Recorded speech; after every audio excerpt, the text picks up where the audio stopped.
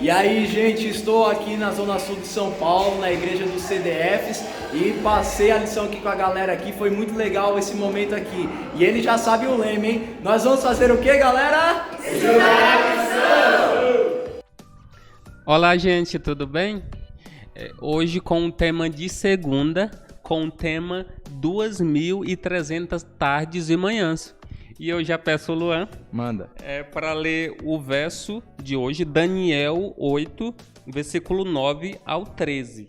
Diz assim, queridos amigos, de um dos chifres saiu um chifre pequeno e se tornou muito forte para o sul, para o oriente e para a terra gloriosa. Cresceu até atingir o exército dos céus, e alguns do exército e das estrelas lançou por terra e os pisou. Sim, engrandeceu-se até o príncipe do exército dele, tirou o sacrifício diário e o lugar do seu santuário foi deitado abaixo.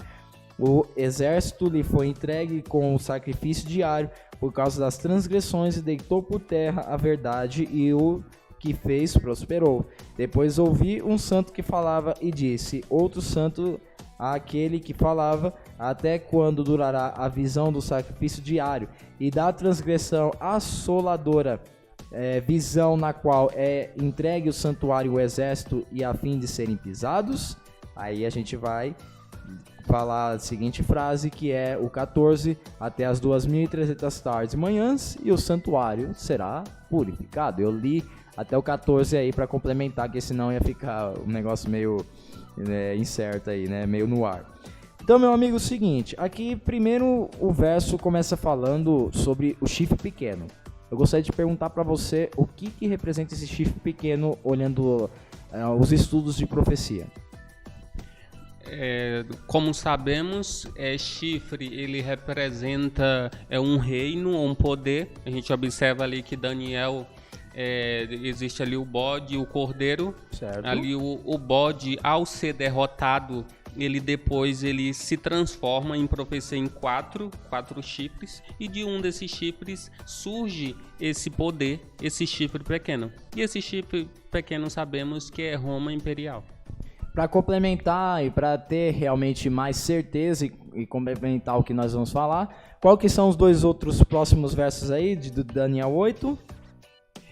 De Daniel 8 a gente tem 23 e 24. Isso, que diz assim, ó, mas no fim do seu reinado, quando os prevaricadores acabarem, levantar-se-á um rei de feroz catadura e especialista em intrigas.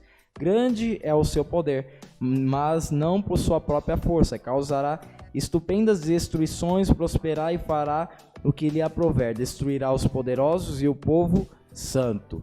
Durante a Idade Média, se você pegar na história, né, quem gosta de estudar sobre histórias vai entender que realmente o domínio da Roma acabou fazendo coisas que, foi surreal, né? Sim. Nós temos, por exemplo, a questão das inquisições, certo? Em que eles, se você não seguia o que eles estavam falando, você era destruído, queimado, vivo.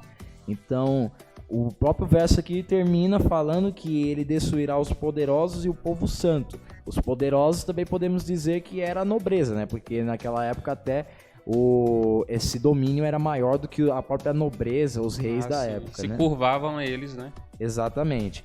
Então, meu amigo, a segunda pergunta, como a manutenção dos seguidores de Deus, mesmo diante de toda a perseguição, revela a força e o poder do evangelho, sabendo que nós acabei de comentar sobre a Idade Média, né, que foi um período em que aparentemente o evangelho iria morrer ali, né, porque pelo domínio deles, pelo jeito ia acabar.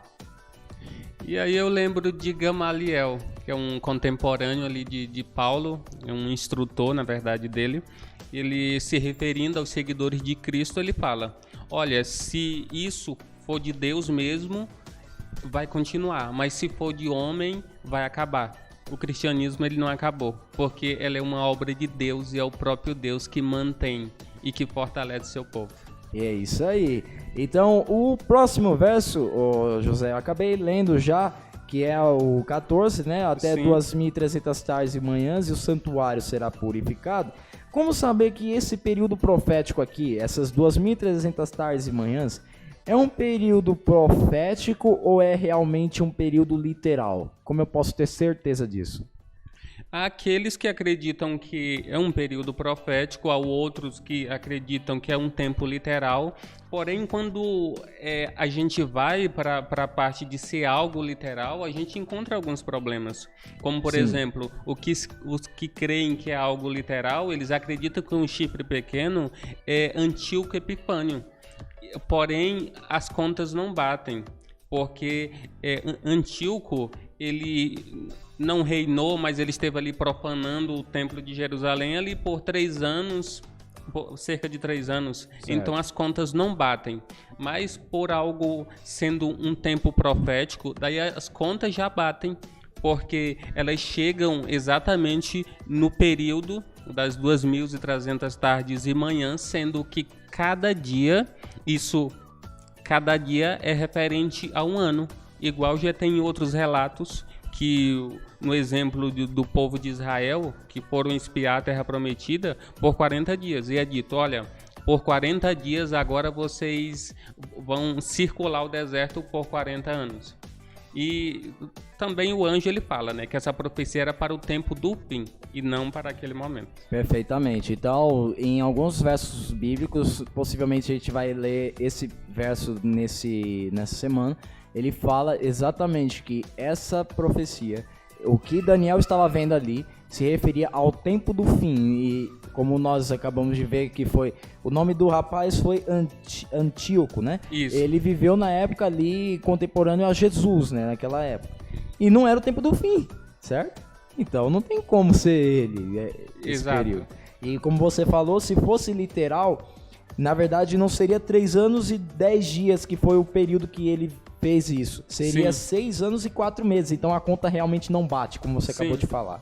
Então, as 2.300 tardes e manhãs, entendemos hoje que elas são proféticas. Conforme números, existe um verso bíblico que fala: cada dia tendes por um ano, como ele acabou de citar, que esse verso bíblico, ele se refere também à peregrinação do povo de Israel. Vocês ficaram 40 dias peregrinando, mas não foi 40 dias, o povo de Israel ficou 40 anos exatamente. Então, vamos estudar também amanhã mais um assunto sobre isso. Então, eu te convido para estar conosco amanhã. Tamo junto e até o vídeo de amanhã.